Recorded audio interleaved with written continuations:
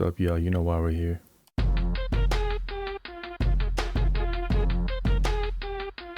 It's supposed to be everybody's favorite, right?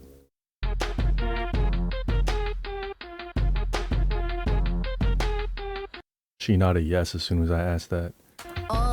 If you're feeling like a boss, go and wash your shoulders off. Ladies be big bosses, go and wash your shoulders off. When they be talking crazy, don't forget your girl told you get that dirt off your shoulder. Go ahead and call me COCONA, come at me however you want. Now you wanna be seen to half me like Thanos, stepping over my shoulder. Probably got more than 99 problems for the time I came, so I'll conquer. Then put it on repeat like an encore, put it on repeat, encore. Yeah, best rapper alive, gotta be tough, fight for that. With my ex, love for me, yeah. Got the end past it in my way, haters, eat it, they go get their feelings, wishing for a reply. All this media boss going over their head like a Rockefeller to sky. Admire a gift and a curse, for the culture when I spit with these words. Could it hurt you, cause every time you go hit different, these birds are multiversal. Come take a look at a blueprint, actually lucrative movement. C to the ISO, and to the ISO, always ready to show improvement. If you're feeling like a boss, go and wash your shoulders off. Ladies be big bosses, go and wash your shoulders off. When they be talking crazy, don't forget your girl told you get that dirt off your shoulder. You gotta get that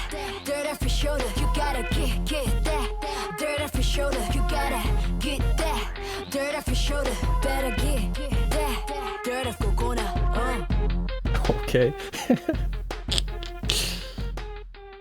They gonna fade it out. All right. Dance faded out. Can somebody explain to me the scene, like the set design? I have one of the, what's that called? Basically, I have brain fog from a migraine right now, and not all my cylinders are firing upstairs. Are they like studying to take the Men in Black test or something? Anyway, I got kind of a soft spot for this beat already, because not to get too deep into it, but I had kind of a weird childhood, and first time I tried to off myself was 9 years old. Second time was high school.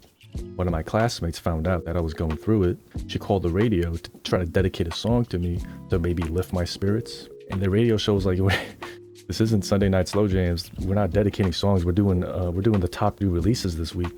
And she's like, can you just dedicate one of them, whichever one you think would match the situation? And she messaged me and said to turn on the radio. And the MC, sweetheart that he was, said that this song is dedicated to so-and-so. And then this beat came on. Oh man, the universe will send you what you need. So I think the first thing I noticed is that the previous two girls, they had a backing track, the ad-libs. They didn't do ad-libs for her. They did a doubling backing track. They both emphasized the songs in different ways. It's just something I noticed. Quick editor's note for those of you who don't know what an ad-lib and a double backing track is. An ad-lib are those improvised vocal sounds and phrases that are kind of added to the main vocal track. Like, yeah, you know, shit like this. And a voice double backing track is a more structured way to add emphasis to the main vocals. You're recording the same lyrics as the main track, but with slight variations in tone, pitch, or timing, and sometimes it's just like that last word in the punchline. Adds a little thickness, a little support. I'm not sure if I remembered in this COCONA video if she had a couple ad-libs in there too, but I'm pretty sure I just heard doubles. I'm gonna put my tinfoil hat on. They probably recorded an ad-lib track, but once they were in post-production and getting all of this ready, it probably would have been a little bit too much to give COCONA 2 backing tracks, a double and an ad-lib, while the other girls only had the ad-lib track. But that's just me guessing. This kind of reminds me, before I got signed to my record label, I had a 3-bedroom in the projects. My room, a guest room for an artist, and then I turned the master bedroom into my little home studio. I had this group that I eventually kind of became a part of. We had a rapper who had a great voice, and it was kind of standard protocol for us to do a double track and an ad-lib track. But when you record ad-libs, I think some rappers feel a little silly just sitting in the booth going, yee, yee, blah, blah. You know, like I think they just feel a little bit silly, so they don't really free themselves to do good ad-libs.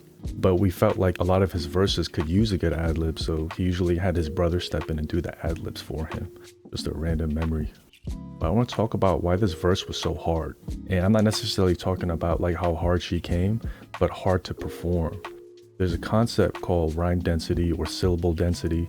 That's basically just how many syllables you could fit in a bar. So it could be like, Mary had a little lamb. What's that like? I had to count that on my fingers. 6 syllables, right? Mary had a Mary had a little lamb. God damn, it was 7. About to send my cap and gown back to the school. But anyway, that's kind of a low syllabic density for a single bar. But if you're like Jay-Z or Busta Rhymes and you can fit like 20 syllables in a bar sometimes, you're getting into speed rapping territory. So basically, the way that the muscles in your mouth, lips, tongue, throat is primed for low density is different than how those muscles will be primed for high density and medium density. She was able to switch between low density and high density on a dime. And she was exactly with the beat each time. Sometimes you're going to hear a song and they're switching between low and high density. And a couple of the syllables are not exactly on beat. And that doesn't really matter. I mean, it's a human rapping. Like the imperfection is part of the appeal sometimes. I think that's why a lot of people listen to Jay Dilla, get those imperfect drums. But the fact that COCONA was able to transition from high and low density and be perfectly on beat, she has insane mouth control. Pause. She's not the first person to go back and forth between high and low density, but just her execution was crazy. But then again, this is a recorded track, and the theory just popped into my head. So with what everyone's telling me, these girls are like trilingual. Different languages require to use different parts of your mouth and throat and lips and tongue and all that. Like French is a little bit back in the throat, Italian's kind of forward on the lips. So if these girls are trilingual, they probably have that mouth, tongue, lips, throat control. I really don't know how to say this any other way. I'm definitely going to have to put not appropriate for kids for this one. But they probably already have that control, especially if you're able to speak a single sentence in multiple languages. Like how people joke about Spanglish or Congrish or Chinglish, but you are able to do each language at a high level. You probably have that high level of control. So my theory is them being trilingual maybe would have helped her go back and forth between the low and high density. Other than that, I think this is the girl that I loved her aesthetic and her delivery the most from that Cypher video I watched like a year and some change ago. If you've worked in music for a little bit, especially music production, the way you hear music is just changed forever. You almost can't even just enjoy a song in a pure sense anymore. Now you're breaking down the panning and the frequencies and all this. And if you've worked in the music business and you've seen what artists have to go through to be able to make a song, etc., then whenever you listen to a song, those are all kind of the things that pop into your head. So with that being said, a lot of my friends like to send me songs here and there just to see my reaction. And I think it's worth the effort for them because a lot of times I have just about as many cons as I have pros. But so far, these girls are really well rehearsed or really highly skilled because there's not really anything bad to say. The only thing that comes to mind is like, how are they this good? And I'm also hearing that they do have ghostwriters from as many people who might tell me that they do write their own stuff sometimes. Usually I don't really care, but when it comes to hip hop, it does start to influence how much I enjoy the song a little bit.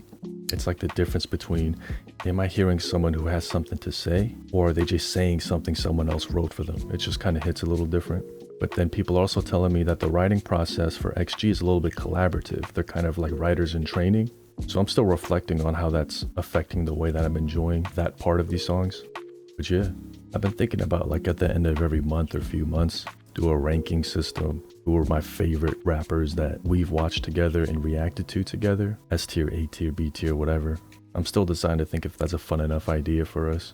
Especially considering that the way you feel about songs and artists can change over time as you have a chance to sit with it and digest it for a little while. Let me know if that's a cool idea or not. Other than that, tell someone you love them today.